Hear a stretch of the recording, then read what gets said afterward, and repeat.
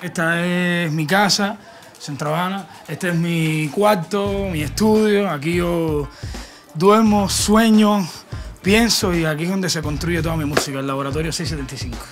Así que, bienvenido. Yo prendo la televisión a ver qué hola, a ver la lista de éxito esta vez quién está. Coño, estoy de suerte en el uno de un video, ¿verdad? El productor en jefe, la gente, a mí me da gracia porque mucha gente pregunta, ¿cómo que el productor en jefe? Viene de una broma, porque cuando yo grabé mi primer disco con Doble Filo de manera ya en un estudio, yo era muy joven, ¿no? Quizás tenía 20 años, 19, 20 años, que entraba a un estudio tantas horas, además con músicos de tanto nivel que grabaron, ¿no? Y los mismos músicos me empezaban a hacer una broma porque yo no sabía cuáles eran las notas, ni sabía cuál era el término musical, pero sabía cómo tenía que quedar. No tenía las palabras, pero sí en el estudio sabía lo que quería, dirigía y me decían, oye, tú eres como productor en jefe, tú estás dirigiendo aquí todo el tiempo, aquí el bajo hace esto, entonces cantaba lo que hacía la guitarra. Había visto en algunos documentales de Benny Moré, me llamaba la atención eso de la posibilidad de hacer arreglos cantando a la gente con la bajo, le decía, mira, la guitarra hace tum, tin, tum, tin, tum, y el bajo con, y viene la clave, y un poco así malo los arreglos. Y empezó la broma esa del productor en jefe y dirá que otros compañeros me lo dijeron tanto que se quedó un poco de broma, pero viene de ahí, no viene de una prepotencia ni nada. Y está bien si te gusta 50 Cent, si eres fan de Eminem y estás duro como un tren, mi hermano. Y está bien si sientes que vas a 100, si persigues estos ten, pero que eso no te arrastre, hermano. Que la vida no es un clip, hermano. Que la vida no es un salón VIP, hermano. Ok, no por violento tu palabra es ley. Una corona en el cuero no te hace rey. Ahora, además de estar preparando el disco nuevo de Doble Filo, que se llama Regreso al Futuro, estoy preparando un disco en solitario que se llama Rey Muerto, que es un disco más bien de producciones. Algunos invitados que van a cantar temas enteros, que no voy a intervenir. Quiero un poco explotar toda la faceta que tengo como productor, ¿no? Porque hay muchas cosas que yo quiero hacer, por ejemplo, algún tipo de bolero, cosas más cantadas que no puedo hacer con Doble Filo, y los voy a hacer en este disco de producción. También temas muy personales míos, un poco más cantados, menos rapeados, que quiero hacer ahí. Esto es uno de los tracks que estoy haciendo ahora mismo, que es un sample de Elena Burke, de ¿Qué te pedí? Uno de mis boleros favoritos y una de mis cantantes realmente cubanas favoritas de todos los tiempos. Esto es un track que no está terminado, pero es un pequeño adelanto de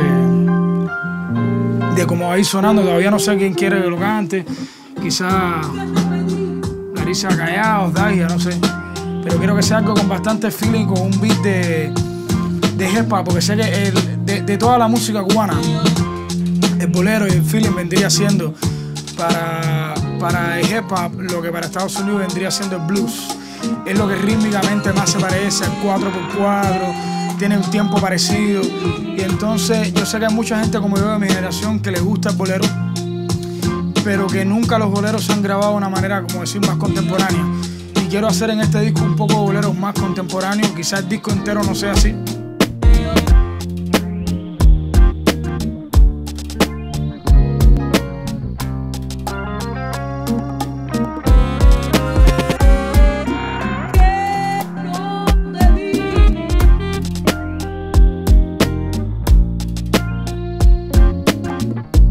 Siempre vivo enamorado de la música cubana. En mi casa lo que se oía era Guiran Fire, Chicago, pero en la calle, donde quiera, mi mamá lo que oía era Bam Bam. Entonces yo siempre he estado enamorado de eso, y un poco siempre trato de poner música cubana a lo que hago en vivo, y trato de cantar un poco, de hacer un poco de coro en vivo, y realmente me divierto mucho. Yo estoy para ir a la electrónica a quemar, y tú a la vida vamos a sudar, please.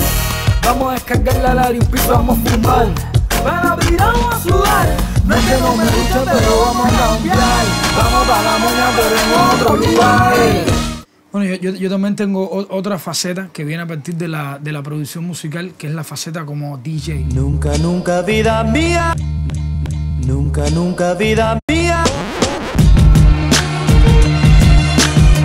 Y es algo que siempre he hecho en la producción musical, de tratar de empastar muchos estilos, pero no me era suficiente. Entonces ahí viene la faceta como DJ, donde yo trato de, pensando como productor musical, siempre buscar qué estilos de música en el mundo. Quizás es algo africano, quizás es algo mexicano, lo puedo mezclar con la música cubana. Eso me ha llevado a hacer varias conexiones como DJ y como productor contra el caso de Gilles Peterson, que la primera vez que lo conocí yo realmente no sabía quién era alguien que había en mi casa. Y me acuerdo estaba poniendo unos temas y a él le gustaron muchísimo algunos temas, de ahí salieron los primeros temas que hicimos en el primer disco. Y Gilles ha jugado un papel importantísimo en eso porque de alguna manera me puso en un mapa. Yo le agradezco mucho porque creo que es una persona que tiene tremendo conocimiento musical y creo que su compromiso mayor es con la música. Y cuando él cuando vino escuchó, me acuerdo, a todo el mundo, y vino a mi casa viendo mucha gente, yo le di mucha música, que es más escogido entre tanta gente para ambos discos, el disco de remix con Carl Cox, Moki, el productor de Otan Pro, realmente para mí ha sido una de las cosas más grandes en mi carrera. En saludo a ese gran evento que trae como sede nuestro país. Nos referimos al obsceno Festival Mundial de la Juventud y los Estudiantes.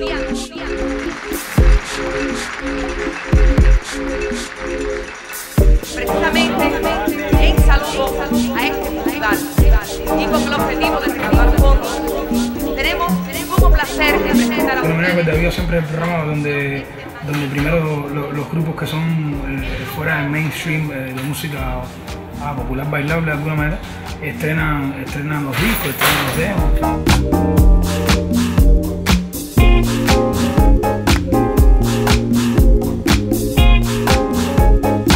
Yo empecé a presentar, a ser de maestro de ceremonia en una batalla bastante importante para mí, el evento más grande de hip hop iberoamericano, que es la Batalla de Gallos. Y entonces, por medio de una encuesta que hicieron los organizadores, empezaron a buscar dentro de la misma escena de hip hop quién creían los raperos que fuese alguien que tuviese credibilidad y que tuviese elocuencia para hacerlo. Y mucha gente coincidió que podría ser yo. A mí me dio de sorpresa, me llamaron, lo hice. Y la directora artística que consiguieron por el evento fue Anita Rabasa, que es la directora de Vida.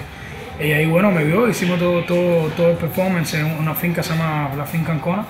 Fue la primera batalla de gallos de Cuba y ahí como la semana ya me propuso, pasa un día por el estudio, me gusta como tú lo haces suelto. Yo nunca había estado frente a las cámaras así de conducir ni nada, no, había estado con mi grupo, darle información de mi grupo y lo que llevaba. Y nada, enseguida entré, fue algo bastante rápido. Pues sí, mis amigos, ya estamos llegando al final, pero usted no se preocupe, el que conoce de música está donde tiene que estar. Nosotros regresamos la próxima semana para actualizarle de los nuevos valores de la música cubana en nuestro país. Y no solamente de música, sino todo el panorama cultural cubano. Usted, amigo. Salir en televisión nacional, en un programa musical de tanto peso como Cuerda Viva, sí hace que la gente de pronto conoce tu cara. Y yo al principio tenía un conflicto grande con eso, pero después me di cuenta que eso abrió una puerta. Yo podía acercarlo al hip hop cubano y podía servir de intermediario. Muchas veces la gente cree que tú estás en los medios y que todas las puertas se abren. El hip hop en Cuba no tiene las puertas abiertas en los medios, aunque trabajes en un programa como Cuerda Viva. Pero realmente en las radios siguen sin poner hip hop, no ponen doble filo, no ponen otros grupos. Pero me parecería bien que también tuviese un espacio, otro tipo de música, o más espacio, otro tipo de música como lo es el hip hop.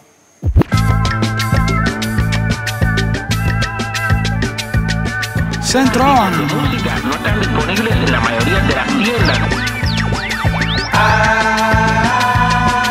Este tipo de música. Otra de las cosas que me apasiona es el arte urbano, la pintura urbana, porque muchos años hice graffiti siendo adolescente.